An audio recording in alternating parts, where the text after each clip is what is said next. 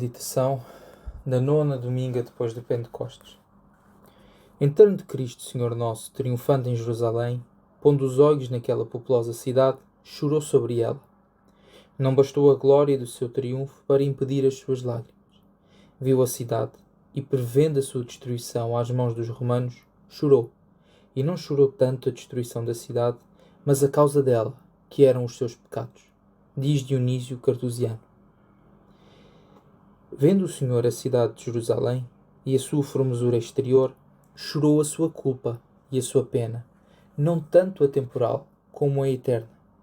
Não chorou tanto a sua destruição material, mas a sua causa, não a sua formosura, não a ruína dos seus muros, do sumptuoso de seus edifícios, nem ainda o seu magnífico templo, não a opulência das suas riquezas, nem a cruel morte dos seus moradores, não a geral e fatal asolação desta cidade, até não ficar pedra sobre pedra, mas as suas culpas, não a pena temporal, mas a eterna dos seus moradores, ensinando-nos o Senhor que só dois males se hão de chorar, o mal da culpa e o mal da pena, e esta é eterna.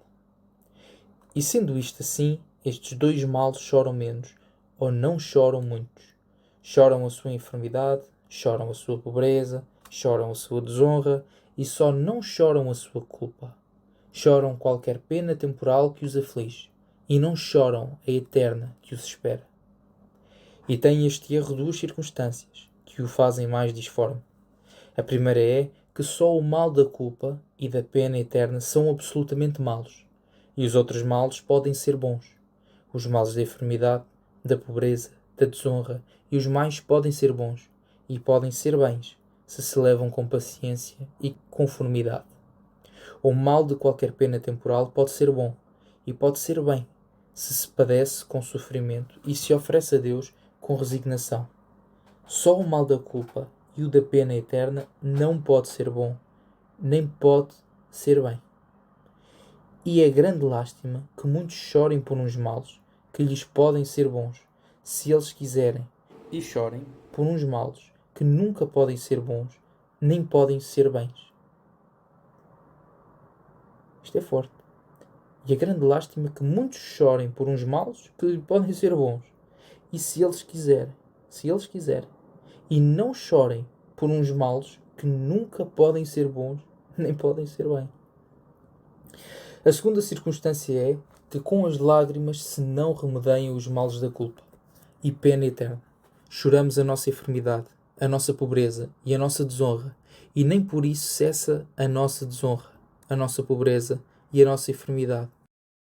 Choramos a nossa culpa e a pena eterna que lhe corresponde. A nossa culpa se apaga de todo, e a pena eterna ou se apaga ou se muda em temporal. E que maior erro pode ser do que chorar por uns males que não têm o seu remédio nas nossas lágrimas, e não chorar por uns males que têm nas nossas lágrimas o seu remédio. Isto é, aproveitá-las e aquilo perdê-las, e que não são para desperdiçar as lágrimas que merecem toda a estimação. Refere-se de um religioso da ordem de Cister que, chorando contínua e amargamente os seus pecados, andava com uma profunda tristeza, temeroso do seu perdão, e o Senhor o animou e consolou com esta visão. Viu a Cristo Senhor Nosso, vestido em ornamentos sacerdotais, celebrar o santo sacrifício da missa, e todas as vezes que se virava para o povo, pegando no cálice, estava sobre o altar, e mostrava a todos os circunstantes. Neste cálice não estava outra alguma coisa mais do que as lágrimas, com que a Magdalena regara os pés de Cristo por seus pecados. E perguntando a causa por que lhe mostrava aquele cálice com as lágrimas de Madalena, lhe respondeu o Senhor, para mostrar quanto me agradam as lágrimas de um coração arrependido de seus pecados, que para exemplo dos pecadores arrependidos guardei as lágrimas desta pecadora penitente. Com esta resposta se resolveu de novo este religioso a chorar com mais fervor os seus pecados, vendo que Cristo, Senhor Nosso, fazia tanta estimação das lágrimas dos pecadores arrependidos que guardava no seu cálice as de uma penitente. Quando se celebra o sacrifício da missa, se reserva no cálice o sangue de Cristo. E quando Cristo nesta visão celebrou, reservou no cálice as lágrimas de uma pecadora arrependida. Vejam a estimação que Cristo Senhor Nosso fez das lágrimas choradas pelos pecados, que reservou as de Madalena em um cálice, como se reservava o seu sangue. Esta é a estimação que Cristo Senhor Nosso faz das nossas lágrimas, e esta a que nós devemos fazer, empregando-as só nos nossos pecados, como o Senhor, nesta ocasião, chorando os pecados da cidade de Jerusalém. Segundo ponto. Vimos no ponto antecedente como o Senhor chorou sobre a cidade de Jerusalém. Neste veremos o que disse no seu pranto. Se conheceres Jerusalém neste teu dia aquelas coisas que te convêm e te são de proveito e agora te são escondidas. Porque virão dias em que os teus inimigos te cerquem, apertem, te asolem, até não ficar pedra sobre pedra. E tudo isto porque não conheceste o tempo da tua visita e do teu remédio.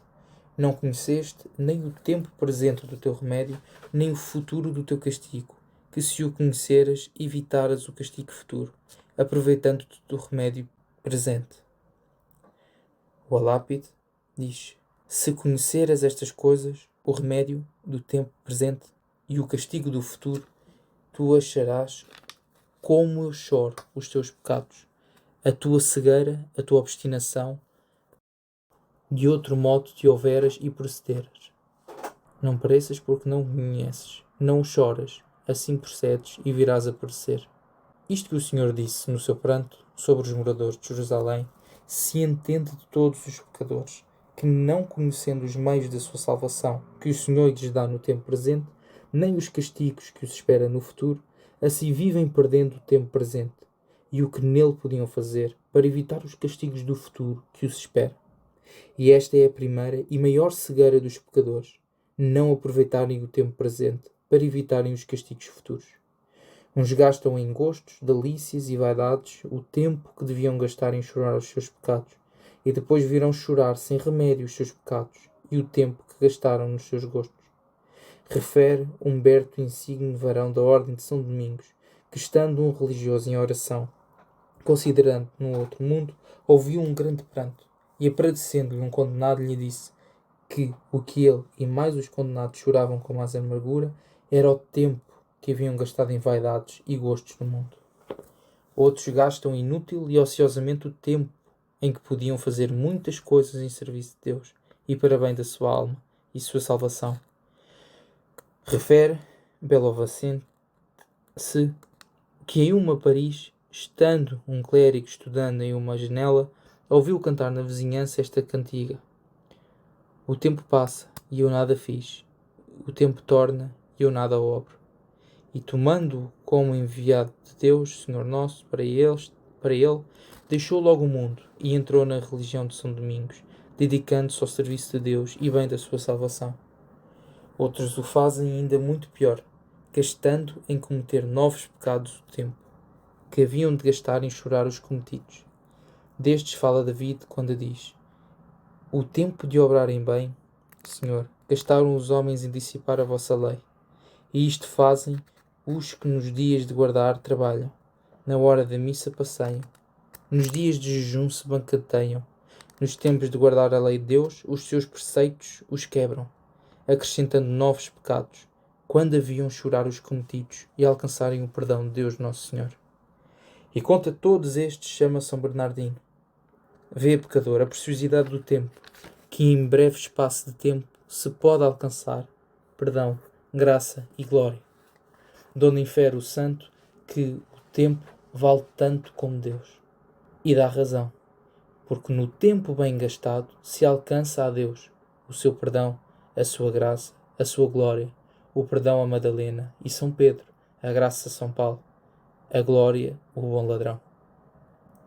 E que tempo tão precioso e em que se pode lucrar tanto, gastem tantos tão mal.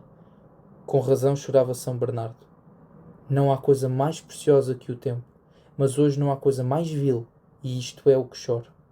Isto chorava São Bernardo, chorou hoje Cristo Senhor Nosso nos moradores de Jerusalém, que, por se não aproveitarem do tempo presente dos meios da sua salvação, vieram a perecer miseravelmente às mãos dos romanos, que escaparam, se conheceram e se aproveitaram. Segunda parte deste ponto.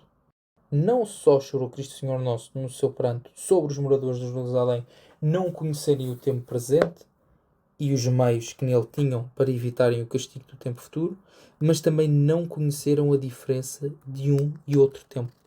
Não conheceram que o dia do seu remédio era só um, e os dias do castigo que o esperavam eram muitos. Que os do remédio eram um, e esse era este presente. E os do castigo eram muitos, e estes incertos. Que o do remédio só era seu, e os do castigo não eram seus, mas haviam de vir sobre eles. E como não conheceram que o tempo que tinham para se aproveitarem era só um dia, este, o presente, e só este seu, incorreram no castigo futuro. E esta é a razão porque tantos se condenam e incorrem nos castigos da justiça divina, porque não conhecem que o tempo para se salvarem e evitarem os castigos eternos é só um dia, o da sua vida, e esse dia é este presente, e não tem outro de certo, e só este é seu, que o Senhor lhes concede para negociarem a sua salvação.